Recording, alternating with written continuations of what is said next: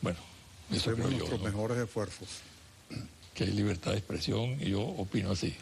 ciertamente. Tu visión de ese mundo complicado, complejo del petróleo en este momento. Digamos que no hay una situación muy especial. Han habido ciertos cambios de importancia, porque la economía mundial ha llegado a cierto nivel de estabilización. El crecimiento de la economía mundial no es hoy lo que fue hace años atrás, con la fuerte impulsión que le imprimieron China en primer lugar, pero también la India y otros países, en general los países asiáticos. China llegó a una situación de estabilización. Su crecimiento sigue siendo importante, 7, 8, 9%, pero ya no es el crecimiento de 17, 18, incluso llegó al 20%. La India también tuvo crecimientos importantes y ha llegado a un punto de estabilización, que fueron, digamos, factores muy grandes en el incremento de la demanda. Por el lado de la producción, Estados Unidos ha llegado a una situación de autoabastecimiento, de autosuficiencia, e incluso genera ciertos márgenes para la exportación. De manera que digamos que se está llegando a una situación de equilibrio en el mercado mundial y tampoco hay aspectos extraeconómicos de guerra, como ocurrió en el pasado, que puedan impactar particularmente la producción petrolera. Esa es la situación en términos muy generales, pero que creo que caracterizan bien el momento presente en cuanto al mercado petrolero mundial e incluso en cuanto a la situación económica mundial. En ese cuadro que tú señalas, ¿qué papel juega Venezuela? ¿Cuál es la situación de Venezuela en ese marco? Venezuela, desde hace ya más de 15 años, ha jugado un rol protagónico muy importante, particularmente en el escenario suramericano, latinoamericano, caribeño, y por consecuencia también en el escenario mundial. Ese rol está allí presente, por supuesto. Esto está muy en relación a lo que es la situación del mundo y particularmente lo que es la situación en la región, que, digamos, igualmente, después de un crecimiento económico considerable, como fue el de América Latina, también ha llegado a una situación de estabilización. Eso es en términos muy generales lo que hoy caracterizan al mundo. Por supuesto, dados los intereses imperiales que siempre están presentes en estas realidades, cualquier cosa puede pasar en cualquier momento. Ahí tenemos los incidentes con Guyana. Eso es estimulado desde afuera, porque siempre hubo una situación, digamos, tranquila con Guyana, pero ahora entra ExxonMobil en el escenario. El gobierno guyanés le otorga concesiones en zonas incluso que no están claramente delimitadas.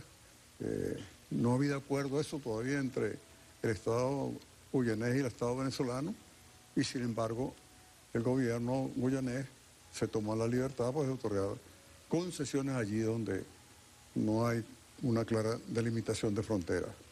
Y ahora le otorgó concesión una mina de oro también. Exactamente, y además a eso se agrega ahora esta situación un tanto extraña, para llamarlo de alguna manera, del gobierno colombiano. Toda esta situación que se nos ha presentado en la frontera. De manera que vivimos una situación de equilibrio, pero siempre de un equilibrio un tanto inestable en estos escenarios. ¿A dónde puede conducir esa situación de ese equilibrio inestable? Primero hay que matizar esto de inestable. El equilibrio es básicamente estable, pero por supuesto a estos factores de perturbación. ¿A dónde puede llegar? La respuesta es difícil darla en este momento. Lo que esperamos como venezolanos es que se restablezca un equilibrio estable, que no sea perturbado, y yo creo que eso implica al tiempo que una política vigorosa, también una política de diplomacia que busque los acuerdos, la solución pacífica de la disputa sin que vayamos a situaciones más graves. La crisis de los precios del petróleo nos coloca ante una realidad que ya Venezuela no puede esperar nada del modelo rentista petrolero. Sí, yo no diría que hay una crisis petrolera. El nivel de precios llegó a un punto que no es nada despreciable. Es decir, recordemos la situación que tuvimos apenas iniciado el gobierno, estuvimos juntos con el presidente Chávez en el Consejo de Ministros. A $7 el petróleo. Llegamos así, gracias a los acuerdos que llegamos con la OPEP de recuperar la unidad interna de la OPEP. Ese año, en el 2000, nosotros comenzamos en el 98, en el año 99 llegamos a $16. Pero entramos con 9 y en los primeros días en que no había acuerdo, bajaron a 8, a $7, que fue una situación dura para nosotros. Y no sé si tú recuerdas que en el primer gabinete yo había sido el enlace con el gobierno de Luis Herrera para recibir en la parte petrolera, y lo que nos plantearon era que se requería un empréstito de $3.000 millones para poder pagar los empleados de ese año. Y con el precio del petróleo como estaba, bueno, pero gracias a la política del presidente Chávez, de la unidad de la OPEP, no fue necesario llegar a un endeudamiento tan colosal como ese, en ese momento. Pero en todo caso vivimos una etapa en que el país se acostumbró a vivir con un precio petrolero alto, ¿no? Eso ocurre en toda familia. Exacto. Aumenta el ingreso y el gasto aumenta también. Pero cuando ocurre eso hay que restringirse. Claro. Es que siempre es fácil ajustarse hacia arriba. Lo difícil es ajustarse hacia abajo. Ahora tenemos que ajustarnos hacia abajo. Es decir, el ingreso venezolano cayó bastante por encima del 30%. De manera que hay que ajustar la economía, hay que ajustar el gasto público.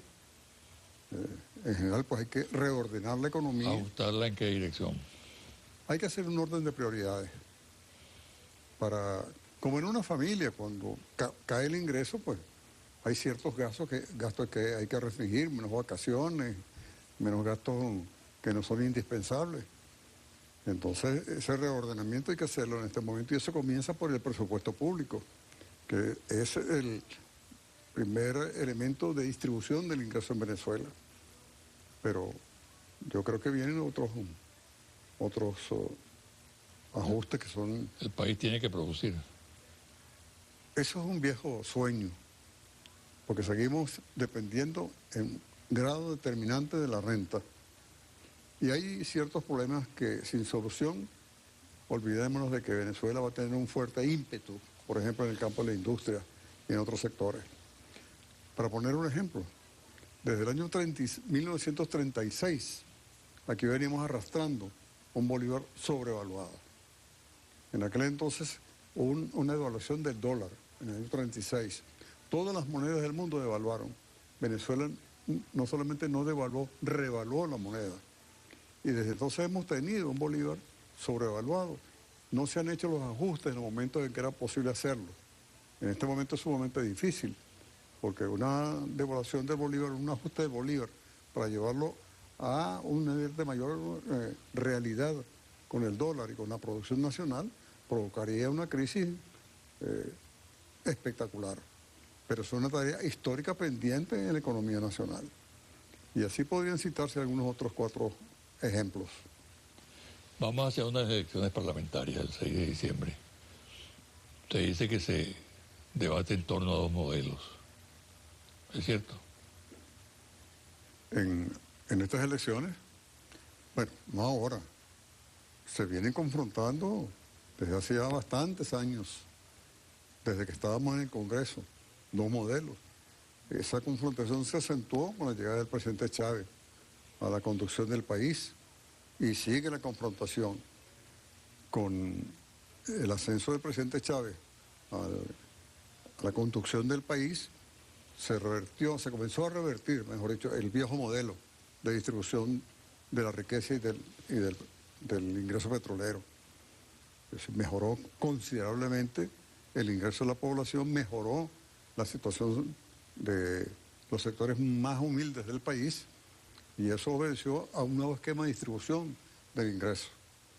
Pero en la medida en que cae el ingreso hay menos recursos que distribuir y por supuesto comienzan a aparecer un conjunto de problemas en la economía y en el ámbito social también.